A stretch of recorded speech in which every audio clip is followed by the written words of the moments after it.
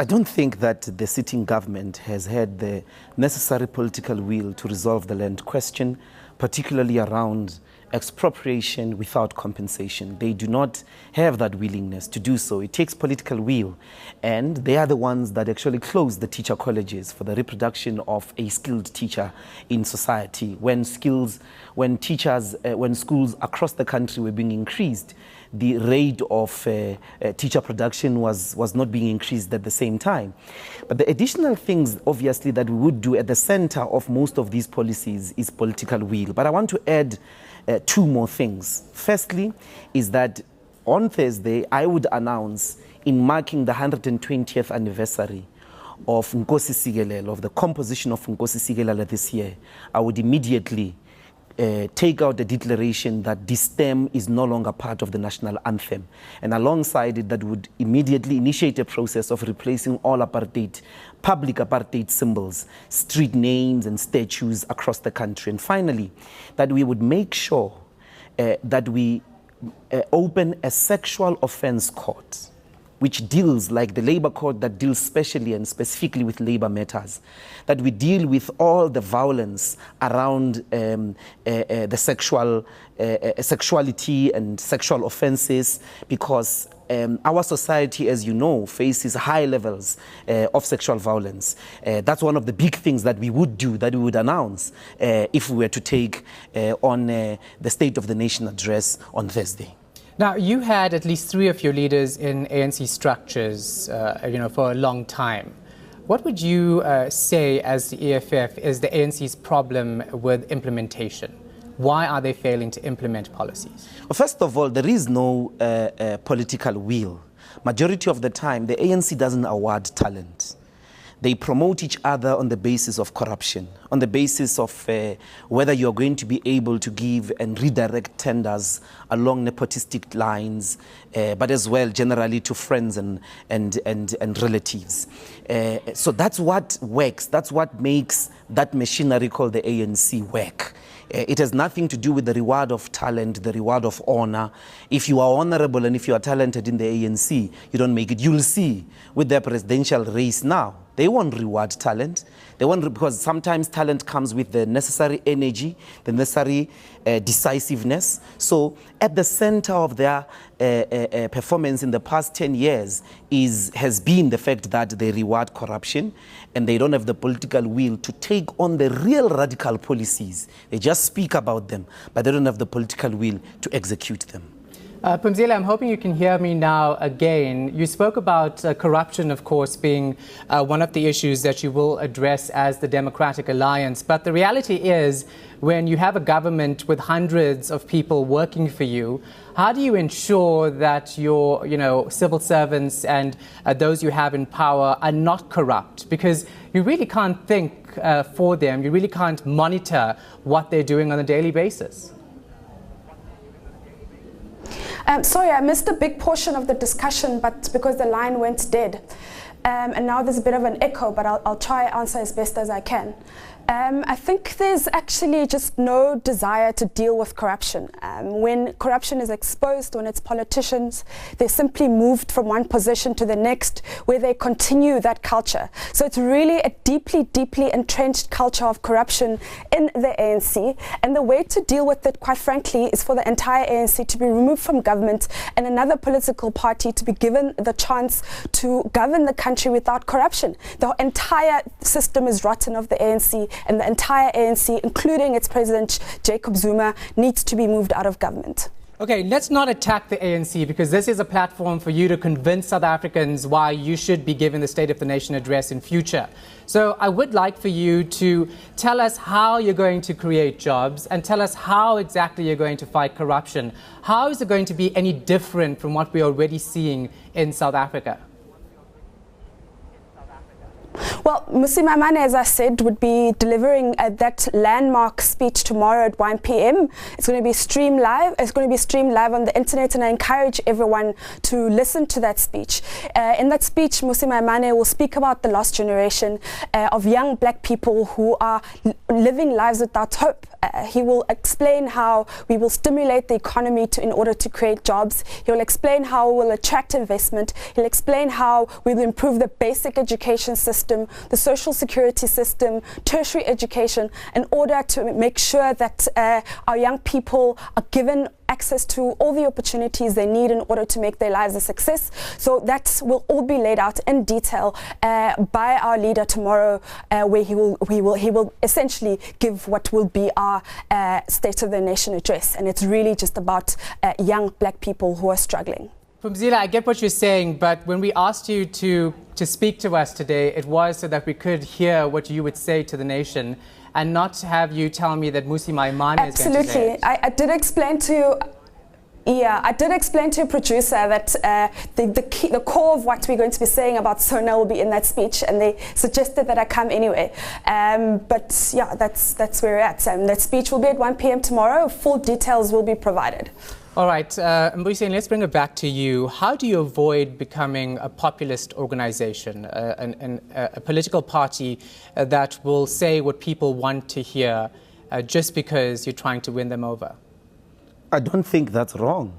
That's how democracy works. You've got to be able to listen to what the people want and provide a route towards the achievement of their aspirations. It's not wrong. It's popular democracy. You've posited it as if it's wrong or it's some taboo to go alongside the popular interests of the people. The people want land. And up to so point, up to this far since 1994, it has not worked along the policies of willing buyer, willing seller. And we believe that apartheid and colonization were crimes against humanity by all kinds of law. So why buy stolen land back? We believe that we've got to provide ourselves a clean slate. It's a popular demand, democratically expressed. If we were to do a referendum now, majority of the country would agree with us. So we don't think that we're not trying to avoid being popular, meaning going alongside the popular aspirations of our people. We are speaking to them because that's what democracy is about. But what about a united country? How do you maintain unity when you want to take land away without consultation? How do we avoid becoming, what many would call a Zimbabwe? How do you allow that to happen? How do you go about doing that without dividing our country? The country is divided. Actually, the country is more than divided. Even further then. Well, the country is divided. It's more than divided. It's a country where majority of the people live in poverty. There are inequalities, and these inequalities have been so since the dawn of modernity, of industrialization, as well as colonization. Since white people as a group came to South Africa, we've been divided. And we are arguing the first move towards uniting our people, to uniting the people who live in South Africa, the first proposition is we must be able to, all of us, call this place our home. The ability to do that is all of us have got to have a piece of land. So it has to start with land redistribution. And the only thing we haven't tried is expropriation of land without compensation. We don't believe in false unity. We don't believe in unity during sports events only. We believe in concrete unity of proper access to the means of production and the means of subsistence, including education, culture, healthcare, so that everybody has a claim, a legitimate claim that indeed I belong to this country, the tip of the continent of Africa. That's on the one hand. On the other, the reality of the matter is, and this is at the center of the type of policies that we have put. They rely a lot, as you know, on the state being at the center of economic development. We would be very tough on corruption. We would be very tough because anybody that steals from the states today is as worse as white monopoly capital, for an example. You are denying our people access to livelihoods in the same way that racist white monopoly capital does. So you are in the same position. So we would be so tough on corruption. That's why we are tough on the sitting constitutional delinquent called Zuma. All right, Phumzile, let me ask you this. I want to know if you believe President Jacob Zuma has done anything right in his term. It's a bit difficult to find something that he's done right when 8 million South Africans are unemployed, young black people continue to struggle. We've maintained since 2009 that he is not a legitimate president. I mean, that is why we've pursued the spy tapes matter since 2009. That's why we table motions of no confidence in him. We do not think he is the right person to be leading this party, not only to be leading the country, not only him, but the entire ANC. So we do not think he's fit to hold office. But then you have organizations like the World Bank who have actually come out, saying South Africa's done really well with certain policies that we've made big efforts and strides in trying to make policies, that will allow people and foreign investors to invest in South Africa. So there are things that independent groups are, praising the current administration for. It's not all doom and gloom, which opposition parties would like it to seem to be. Well, it isn't all doom and gloom. I mean, life is markedly better for many South Africans since 1994. But it's for those South Africans whose lives have not improved that we do the work that we do. It's on behalf of those young black people who continue to struggle, who do not have access to employment, who do not have access to tertiary education, who struggle to set up businesses. It is for those people we continue to fight. We cannot, celebrate mediocrity. We want only the best for South Africans, and it's for those people we do our job as a Democratic Alliance in Parliament, as an opposition party, to make sure that government delivers on its promises. The ANC has, year after year, State of the Nation after State of the Nation, delivered broken promises to South Africa. So we take our job seriously as an opposition, and we'll hold them accountable at every opportunity. Mbuyiseni, dare I ask you this question? Can you say that President Jacob Zuma has done anything right? No. He has actually done everything wrong. Firstly, you can't praise a fish for swimming. So there is nothing that you are mentioning that the world, understands is going well in South Africa that is actually being done by Zuma. Even if he was not there, those things would go on. The sun would rise and it would set. It would rain when it has to rain, and so on and so forth. It's not him.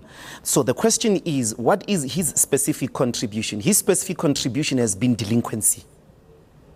He's the most number one lawbreaker since 1994, because he's breaking the law from a position of the most powerful seat in the country.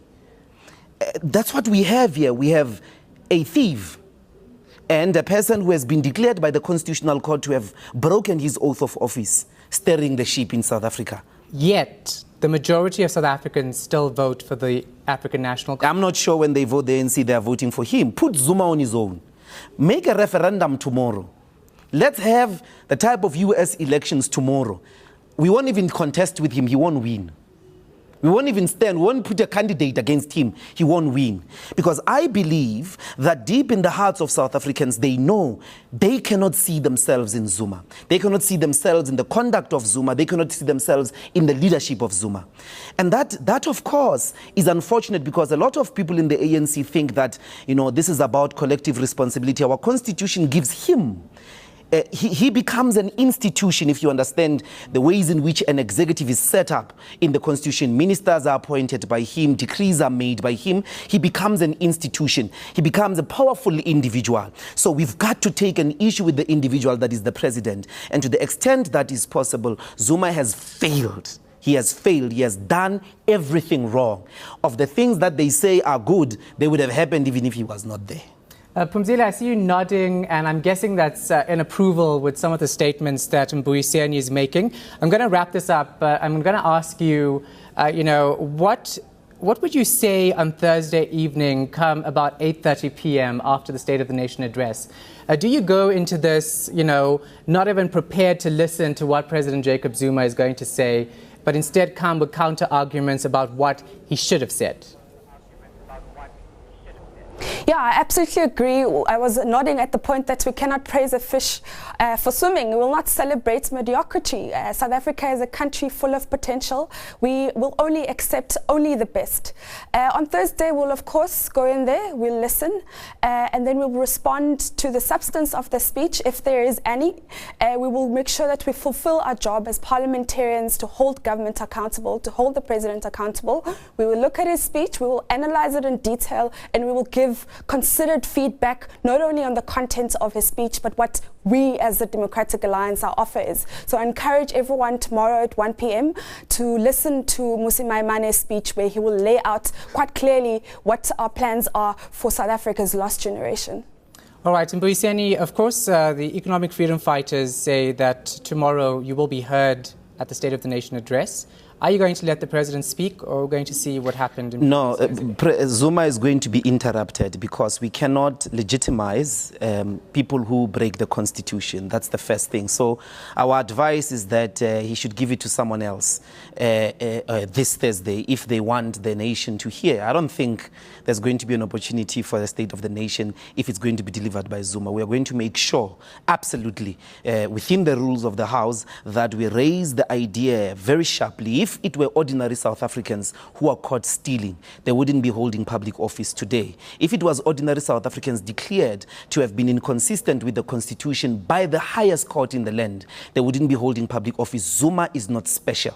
He's not special, and he will never be special as long as we are there. We are going to make sure that he is interrupted and that the Constitution of the Republic of South Africa is respected on that day. So our advice to them is that they don't give him to give the State of the Nation address, because the state of his affairs are illegitimate. It's going to happen anyway, though, regardless of what noise you make. I guarantee you, cannot disrupt the president. I guarantee you, we are going to do it within the rules. We're full members.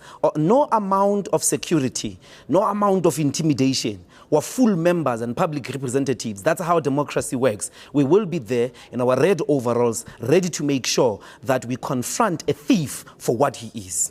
All right, and we will be there to see you do it. Thanks so much for the time. Appreciate it, guys. That was DA National Spokesperson Phumzile van Damme in our Cape Town studios, and the EFF's Mbuyiseni Ndlozi. We're going to take a break. We're back after this.